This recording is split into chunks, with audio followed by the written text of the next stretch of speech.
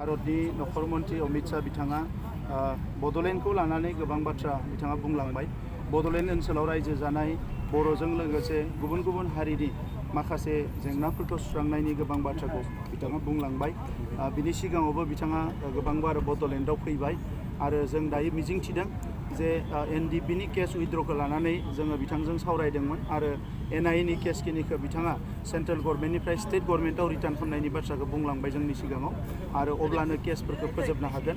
बिनि अनगायैबो गुबुन गुबुन जिफोर डेभेलपमेन्टेल बिसय बबे जिनिसा मा जाना दङ बेखौ खोब मोजाङैनो बिथाङा रायलायलांदों। दिनै आङो मिजिंथिदों गुसुं समनि गेजेरावनो जिखिनि जोंहा एकर्ड इमप्लिमेन्टेसननि बाखि पार्ट दङ बियो थाबैनो सुस्रांजागोन। बिथाङा दिल्लीनि इन्डियानि केपिटेल दिल्लीयाव बिथाङा मोनसे लामा बड'फानि मुङाव जेरै गुबुन गुबुन गेदेमा सुबुंफोरनि मुङाव नेशनेल केपिटेलाव लामाफोरखौ मुं दोनदों, बड'फा उपेन्द्रनाथ ब्रह्मनि मुङावबो मोनसे लामा मुं दोननो थाखाय बिथाङा फोसावलांदों आरो बे लामाखौ फैगोन 1 मेयावनो बेखेवनायनि खोथाखौ बिथाङा जोंजों रायलायलांदों।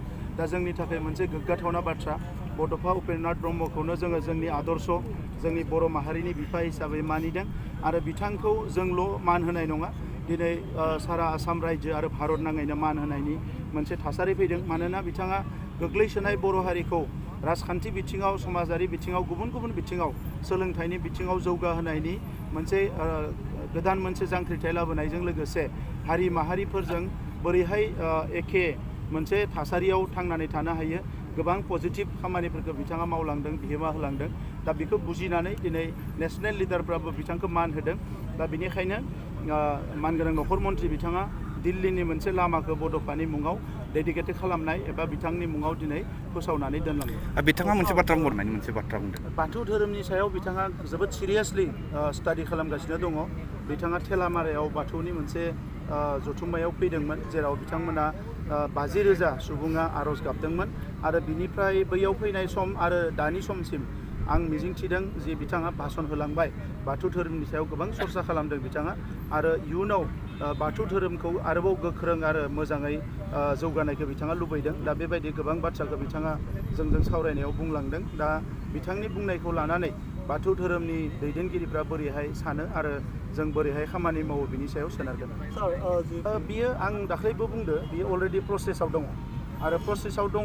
जोंनिल' नङा, बियो बड'लेण्डनि थाखाय जेबो जेंना गैया, नाथाय आरोबाव बड'लेण्डखौ नागारनानैबो गासै 9 सिक्स सिडिउल काउन्सिल दङ। दा बे टटेल 10 सिक्स सिडिउल काउन्सिल, दा बे 10 सिक्स सिडिउल काउन्सिलनि गेजेराव बाखि जि सिक्स सिडिउल काउन्सिल दङ दा बिथांमोननि मायबाफोर जेंना थानो हानाय, जेराव जोंनि मिटिङाव फोसावनाय लोगो लोगो बैसोरनियाव थांनानै माबा मोनसे जेंना जागोन। दा बिथाङा बिनिखायनो जोंजों रायलायलांदों, जेबो बिनि सायाव जिंगा सिनांगौ गैया। बड'लेण्डनि बेलायाव जिखिनि सोनांगौ दाननांगौ बेखिनिखौ क्लियार खालामनानै मोजाङैनो खालामखानानै लाबाय आरो एनि टाइम बियो बिला फैनो हासिगौ।